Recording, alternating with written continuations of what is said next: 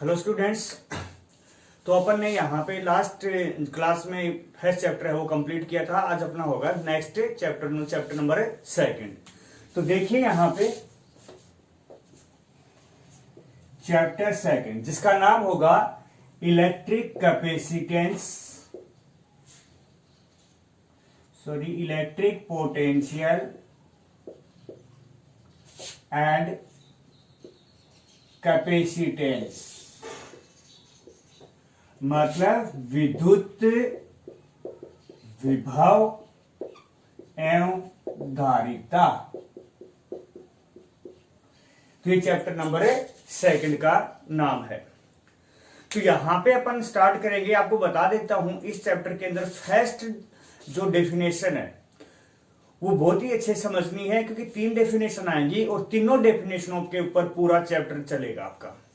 तो जो 3 डेफिनेशन है तो एक इजी, परंतु पूरे चैप्टर का बेस वही रहेंगी, इसलिए एक एक बातें क्लियर होनी चाहिए डेफिनेशन के अंदर। तो देखना यहाँ पे किस प्रकार से, यहाँ पे अपने पास फर्स्ट जो टॉपिक है उसका नाम होगा यहाँ पे इलेक्ट्रिक पोटेंशियल एनर्जी, विद्युत स्थितिज ऊर्जा। यहां पे ये चैप्टर है, इसको ये टॉपिक है। और इस टॉपिक को समझने के लिए अपन कुछ जनरल बात कर लेते हैं। यहां पे देखिए, मैं यहां पे एक बात कर रहा हूं, जैसे मान लीजिए मार्कर है यहाँ पे टेबल पे रखा हुआ है, इसको उठाने के लिए मेरे को फोर्स लगाने की जरूरत पड़ रही है क्या? तो आपका आंसर क्या आना चाहिए? यस, पड़ रही है। मैं पूछा आपसे क्यों पड़ रही है? क्योंकि इसके ऊपर ऑलरेडी एक फोर्स लगा हुआ है। कौन सा? Gravitational force. तो एक बात क्लियर हो गई है कि अगर किसी बॉडी के ऊपर ऑलरेडी पहले से एक फोर्स लग रखा है ना, तो उसको डिस्प्लेस करने के लिए हमें फोर्स लगाने की जरूरत पड़ेगी, अदरवाइज नहीं पड़ेगी। जैसे देखिए यहाँ पे मार्कर रखा था, मैंने बताया इसको डिस्प्लेस करने के लिए मेरे को किसकी जरूरत पड़ रही है? फोर्स लगाने की। अगर यही मार्कर कहां पे रखा हो? स्पेस के अंदर रखा हो, तो उसको डिस्प्लेस करने के लिए मेरे को डिस्प्लेस करने के लिए मतलब फोर्स की जरूरत पड़ेगी क्या? नहीं, क्योंकि वहां पे कोई फोर्स लगा हुआ नहीं होता उसके ऊपर। क्लियर है ये बात? अब देखिए यहाँ पे अगर मैं इसको यहां से उठाकर यहाँ पे ले आया, मतलब फोर्स लगा दिया, और फोर्स लगा दिया और डिस्प्लेसमेंट भी हो गई, इसका मतलब मैंने इस मार्कर के ऊपर क्या कर दिया है? वर्क कर दिया है। क्योंकि आपको पता है वर्क का फॉर्मूला क्या होता है? फोर्स इंटू में डिस्प्लेसमेंट। मतलब फोर्स लगाने पे डिस्प्लेसमेंट हो जाती है, तो उसे अपन क्या बोलते हैं? वर्क बोलते हैं। इसका मतलब मैंने इस मार्कर पे क्या कर दिया है? वर्क कर दिया है। और वर्क तो क्या होती है? एनर्जी होती है। तो एनर्जी को न क्रिएट कर सकते, नहीं डिस्ट्रॉय कर सकते, तो इसको only one form to other form में चेंज कर सकते हैं। तो इसका मतलब वो वर्क चला कहाँ गया? डिस्ट्रॉय तो हो ही नहीं सकता। तो इसका मतलब कहां चला गया? वो इस मार्कर के अंदर स्टोर हो गया है। किस फॉर्म के अंदर? पोटेंशियल एनर्जी की फॉर्म में। किसके फॉर्म में? पोटेंशियल एनर्जी में। यहाँ पे जो पोटेंशियल एनर्जी होगी उसका नाम होगा यहाँ पे ग्रेविटेशनल पोटेंशियल एनर्जी। क्यों ग्रेविटेशन क्यों लगा? क्योंकि इसके ऊपर ऑलरेडी पहले से कौन सा फोर्स लगा हुआ था? ग्रेविटेशनल फोर्स लगा हुआ था, इसलिए हमने इसका नाम क्या दे दिया? ग्रेविटेशनल पोटेंशियल एनर्जी नाम दे दिया है।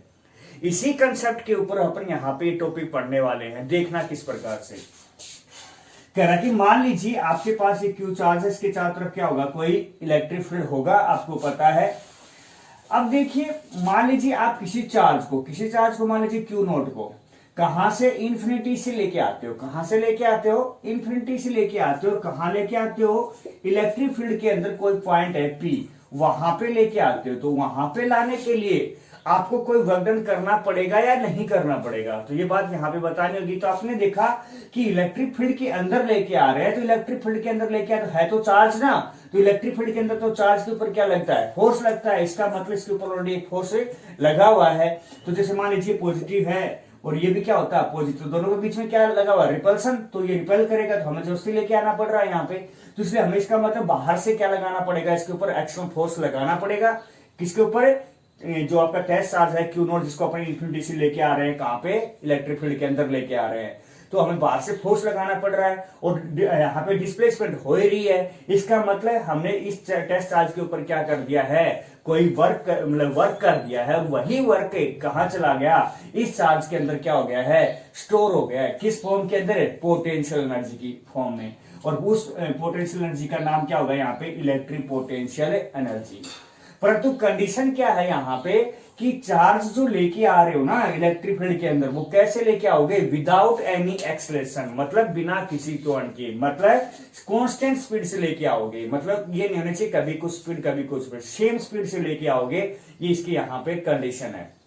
तो आपकी यहाँ पे उसी वर्क डन को आपने क्या कहा, इलेक्ट्रिक पोटेंशियल एनर्जी का है। तो डेफिनेशन क्या बन गई है, the total amount of work done is required for carrying a charge from infinity to given point in a electric field without any acceleration is called a electric potential energy।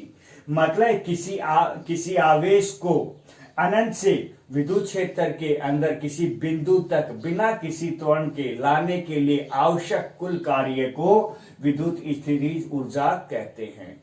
तो मतलब अब हमें ये electric potential निकालना है, energy निकालनी है। Electric potential energy निकालने का मतलब क्यों ना हम वो वर्क निकाल दें, टोटल वर्क ही निकाल दें। उस टोटल वर्क को हमने क्या कहा यहाँ पे, इलेक्ट्रिक पोटेंशियल एनर्जी का है। तो अपन यहाँ पे मेन कंसेप्ट क्या रहा कि टोटल वर्क निकालिए, वही आपकी क्या हो जाएगी, इलेक्ट्रिक पोटेंशियल एनर्जी हो जाएगी। तो देखना किस प्रकार से।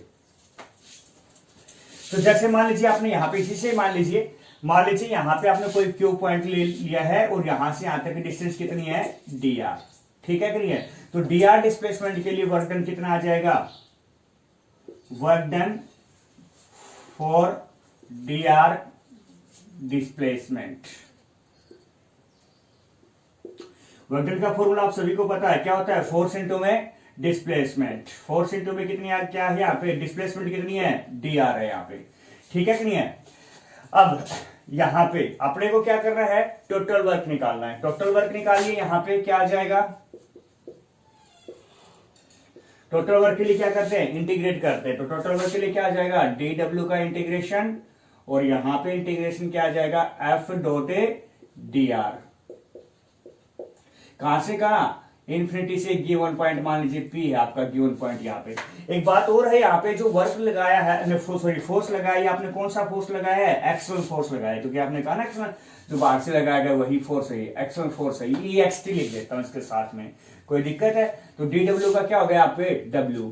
और आपको पता है यहाँ पर आप हेयर आपने फॉर्मूला पढ़ भी रखा है, इलेक्ट्रिक फील्ड इंटेंसिटी का फॉर्मूला E इक्वल टू क्या था, F/Q। तो F इक्वल टू क्या हो जाएगा, QE। तो F इक्वल टू क्या हो जाएगा यहाँ। चलो ये कंसेप्ट लगाने से पहले एक बात और मैं बता देता हूं आपको। जैसे मैंने आपको बताया था कि मार्कर को यहाँ पे उठाने के लिए मेरे को किसकी जरूरत पड़ रही है, किसकी जरूरत पड़ रही है, फोर्स की जरूरत पड़ रही है। कितने फोर्स की जरूरत पड़ रही है यहाँ पे, तो वो इसके ऊपर ऑलरेडी कितना फोर्स लगा हुआ पहले से, उतना ही फोर्स हमें यहाँ पे लगाना पड़ेगा इसको डिस्प्लेस करने के लिए।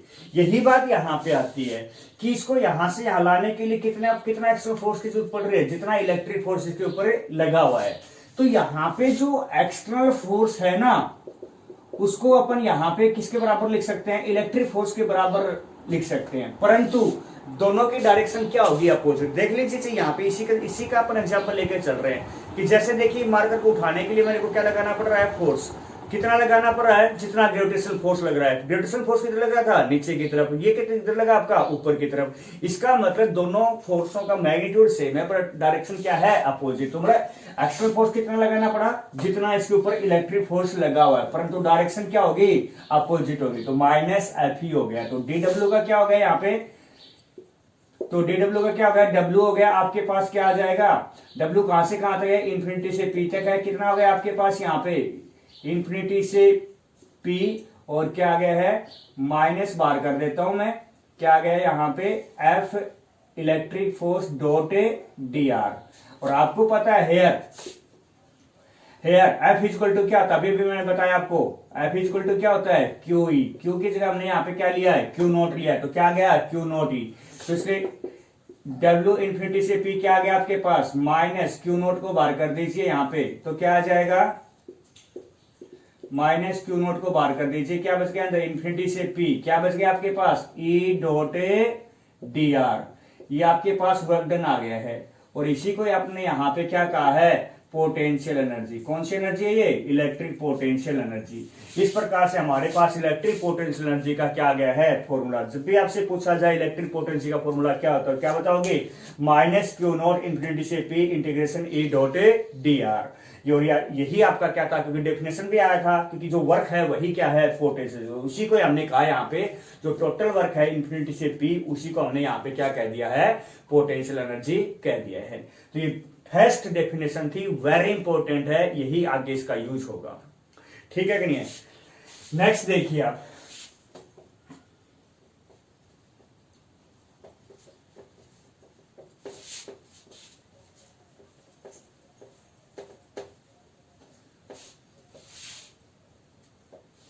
Electric potential. इलेक्ट्रिक पोटेंशियल विद्युत विभव, क्या नाम होगा इसका, विद्युत विभव। इसको वी से लिखते हैं भाई। सबसे पहली बात बता देता हूं, इलेक्ट्रिक पोटेंशियल है वो कैसी क्वांटिटी होती है, स्केलर क्वांटिटी होती है। कैसी क्वांटिटी होती है, स्केलर क्वांटिटी होती है भाई, मतलब अदिश राशि होती है। दूसरी नंबर बात, इसकी जो यूनिट होती है वो क्या होती है, वोल्ट होती है। क्या होती है, वोल्ट, जिसको अपन किससे लिखेंगे, वी से लिखेंगे। तो ये याद रखना, इलेक्ट्रिक पोटेंशियल स्केलर क्वांटिटी होती है और इसकी यूनिट क्या होती है, वोल्ट होती है। अब देखना, यहां पे इसकी डेफिनेशन पढ़ेंगे। आपको बता देता हूं, इसकी डेफिनेशन और इलेक्ट्रिक पोटेंशियल एनर्जी की डेफिनेशन जो पढ़ी थी ना आपने अभी भी, उसमें इसमें कोई ज्यादा डिफरेंस नहीं, छोटा सा माइनर डिफरेंस है। वहां पे आप क्या लेके आ रहे थे, ए चार्ज लेके आ रहे थे, यहां पे यूनिट चार्ज। मतलब यूनिट चार्ज को लाने के लिए, किसको लाने के लिए, यूनिट चार्ज को लाने के लिए, कहां से, इन्फिनिटी से, कहां, इलेक्ट्रिक फील्ड के अंदर लाने के लिए जो टोटल वर्क करना पड़ रहा है ना, उसे ही हम क्या बोल देंगे, इलेक्ट्रिक पोटेंशियल बोल देंगे। तो वहां पे जो डेफिनेशन थी उस माइनस सा चेंज करूंगा मैं। यहां पे क्या बोला था, वहां पे the total work done is required for carrying a charge बोला था वहां पे। यहां पे क्या लगाओगे, for carrying a unit charge from infinity to given point in a electric field without any acceleration is called a electric potential. मतलब किसी एकांक आवेश को अनंत से विद्युत क्षेत्र के अंदर किसी बिंदु तक बिना किसी त्वरण के लाने के लिए आवश्यक कुल कार्य को विद्युत विभव कहते हैं। तो मतलब अभी अभी आपको यहां पे ये तो डेफिनेशन हो गई, स्केलर क्वांटिटी हो गई है, यूनिट हो गई है। अब यहां पे इसका फॉर्मूला निकालेंगे। तो आपने देखा अभी क्यू नोट चार्ज को लाने के लिए कितना वर्क करना पड़ रहा था, इन्फिनिटी से पी, और यूनिट चार्ज को लाने के लिए कितना करना पड़ेगा, अपॉन में क्यू नोट। तो इसका मतलब ये डब्ल्यू बाई क्यू नोट ही क्या हो गया, यहाँ पे इलेक्ट्रिक पोटेंशियल का फॉर्मूला हो गया है। तो आपसे पूछा जाए इलेक्ट्रिक पोटेंशियल का फॉर्मूला क्या होता है, तो आप क्या डब्ल्यू बाई क्यू आ गया। डब्ल्यू से इंफिनिटी पी, इसका फॉर्मूला तो आपको अभी भी निकाला ही था आपने, पुट कर दीजिए। तो क्या आ जाएगा, माइनस क्यू नोट इंफिनिटी से पी, क्या था, E dot D are, upon में क्या है, क्यू नोट। क्यू नोट से क्यू नोट कट गया, क्या बच गया आपके पास, माइनस इंफिनिटी से P E dot D are. ये आपके पास इलेक्ट्रिक पोटेंशियल का फॉर्मूला आ गया है। कोई दिक्कत है यहाँ पे, जब आप आज के बाद अब जब भी आपसे पूछा जाए इलेक्ट्रिक पोटेंशियल का फॉर्मूला बताइए, क्योंकि पूरे चैप्टर में चलेगा, क्योंकि चैप्टर का नाम ही यही है, इलेक्ट्रिक पोटेंशियल एंड कैपेसिटेंस। मतलब आधा चैप्टर पोटेंशियल का, आधा कैपेसिटेंस का चलेगा। तो यहाँ पे जब भी नाम पूछा बोला जाए इलेक्ट्रिक पोटेंशियल का फॉर्मूला बताइए, तो क्या बताओगे, माइनस इंफिनिटी से P E dot D are. ये आपके पास यहाँ पे मतलब फॉर्मूला आ गया। तो दो डेफिनेशन हो गई है। थर्ड डेफिनेशन देखिए यहाँ पे,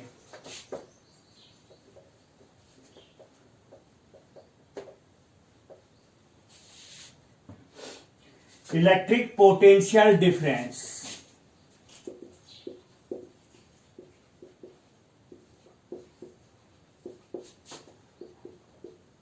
विद्युत विभवांतर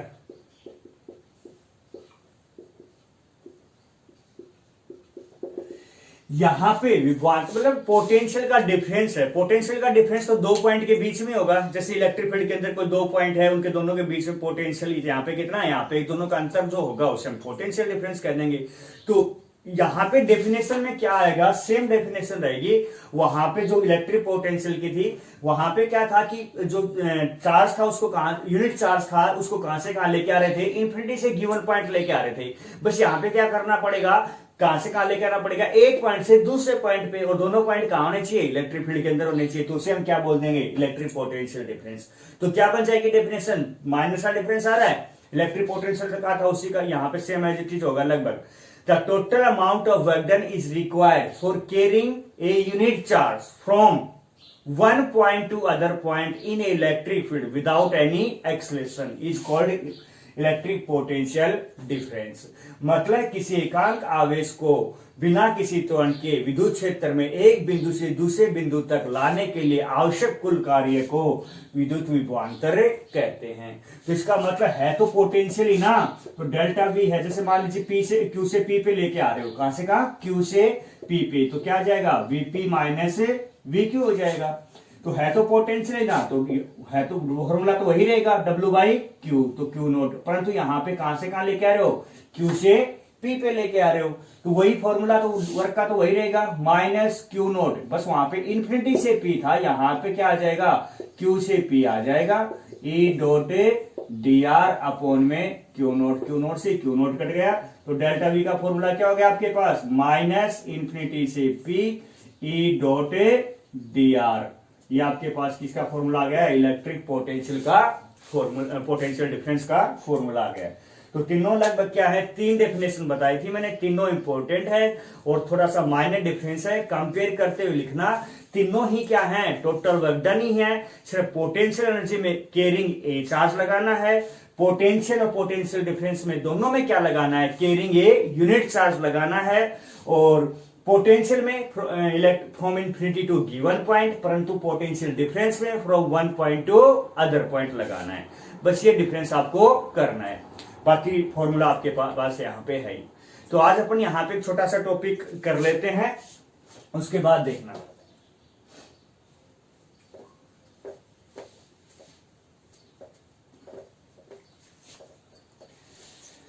तो देखिए यहाँ पे अपन नेक्स्ट तो अपना अब यहां से डेरिवेशन स्टार्ट होंगे। तो आपका टॉपिक होगा यहां पे इलेक्ट्रिक पोटेंशियल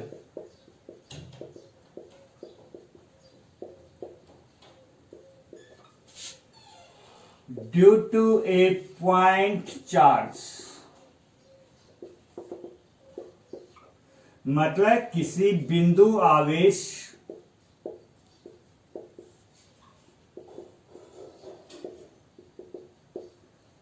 के द्वारा विद्युत विभव। तो टॉपिक के नाम के अकॉर्डिंग सबसे पहले तो अपने को क्या लेना होगा, एक पॉइंट चार्ज लेना होगा। तो यहां पे पॉइंट चार्ज मैंने ले लिया है पॉजिटिव क्यू, ओ पॉइंट के ऊपर। इसके कारण यहां पे अपन पोटेंशियल निकालेंगे, कहीं तो निकालेंगे ना। मान लीजिए पी पॉइंट के ऊपर निकाल रहे हैं यहां पे पोटेंशियल, जो कि इससे कितने डिस्टेंस पे है, आर डिस्टेंस पे है। क्लियर है, यहां पे अपन क्या निकाल रहे हैं, पोटेंशियल की वैल्यू निकाल रहे हैं। तो अपन यहां पे लिख देंगे electric potential at point P. क्या आ जाएगा, पोटेंशियल का फॉर्मूला क्या होता है, माइनस इंफिनिटी से गिवन पॉइंट कहां है, पी। पी अब की बार पी की पोजीशन पता लग गई, यहाँ पे कितनी है पी की पोजीशन, आर। तो पी की जगह क्या लिखना पड़ेगा अपने को, आर। पी पोजीशन यहाँ पे कहां से, ओरिजिन से मेजर करते हैं, कितनी है, आर। क्या आ जाएगा, ई डॉट डी आर। ये आपके पास आ गया है। पॉइंट चार्ज के कारण है तो यहाँ पे जो ई आ रहा है, इलेक्ट्रिक फील्ड डेंसिटी है, ये भी तो क्या होगा, पॉइंट चार्ज के कारण ही होगी ना। तो आपने को यहाँ पे पता होना चाहिए कि यहाँ पे हेयर ए की वैल्यू क्या होती है। तो क्या होती है की वैल्यू, पॉइंट चार्ज के कारण के क्यू बाई आर स्क्वायर। तो वेक्टर फॉर्म में तो आर कैप लगा दिया।